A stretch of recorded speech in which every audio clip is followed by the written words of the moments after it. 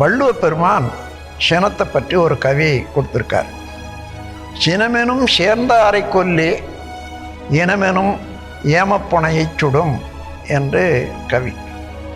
சினமெனும் சேர்ந்தாரை கொல்லின்னா யாரை சினம் சேர்ந்து இருக்கிறதோ அவர்களை அழித்துவிடும். அதுக்கு அடுத்ததுன்னா இனமெனும் ஏமப்புனையை சுடும். இனம் என்றால் உறவு. இந்த உறவில் உள்ள பொன் போன்ற என்று சொல்கிறார். ஏமம் என்றால் பொண்ணு. ஏமப்புனை பொன் போன்ற நட்பு எந்த நட்பையும் அது அழித்துவிடும்.